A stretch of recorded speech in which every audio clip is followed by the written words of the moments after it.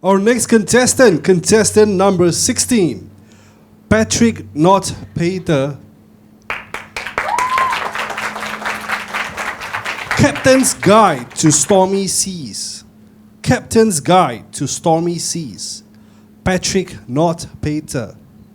To start off, I'm going to risk defying conventional wisdom by making myself the least relatable, most despised person in this room. Okay, who here is an academic weapon?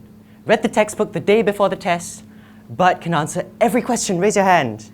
Few hands, okay, good. Next, who here puts the word extra in extracurricular? Is involved in almost everything? Raise your hand. Okay, few hands.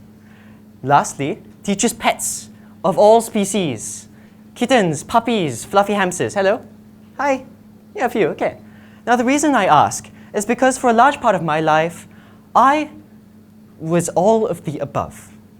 You know that archetypical neighbor's kid that your parents won't stop comparing you to? Yeah, I was that neighbor's kid. And for a very long time, I took what other people said and made that who I was. I adopted the mentality that I was the captain of a fast ship, cruising along a crystal sea. With the wind in my sails, I was unstoppable. But I began to struggle when I encountered storms that I couldn't outrun. Especially in year 3, I began to struggle with math, because math was a subject that required constant practice that I just wasn't used to putting in. And so I barely passed the first test of the year, and I failed the second. And internally, I was panicking. I couldn't bring myself to tell a single person my marks. I looked around and I saw everyone around me. They knew what to do. They dug in their heels and adapted to adversity as they had done so many times before. But me, I was lost. I could feel myself splitting into two. On one half, I felt myself berating me for not being who everyone else thought I was. Why wasn't I studying right now? But the other half of me pushed back, saying, oh, it's fine, you're still perfect and wonderful and brilliant and awesome, and it's fine that you failed math. Math just isn't for you.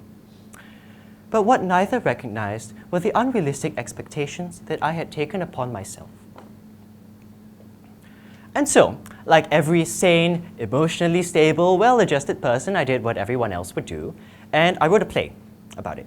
I didn't intend for it to become about me, but as I began to write the story of Jack and Shadow Jack, I began to pour more and more of my experiences to the dynamic between the two.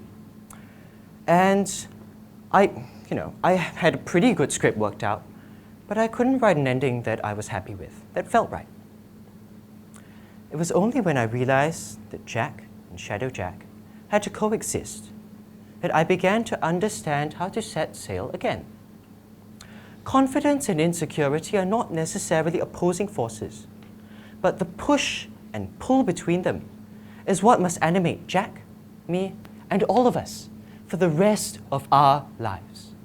Ladies and gentlemen, all of us have things that we are proud of, be it our academic achievements, be it being a good friend, or just being able to make a really good omelette. That's something to be proud of. But when we take that and make that who we are, when we encounter difficulties, we lose direction. And so on the seas of life, the noblest aspiration is not to excellence, is not to perfection, it is to improvement. That the humility to learn does not make us any lesser, but it is what gets us through the storms of life. And so, after I put up that play, I got back to math. I dug out my old textbooks. I spent more hours in the library studying with friends. I made my ship seaworthy again. And so I'd like to end by wishing everyone a very safe journey on stormy seas, and I hope that the winds bring you all far. Thank you very much.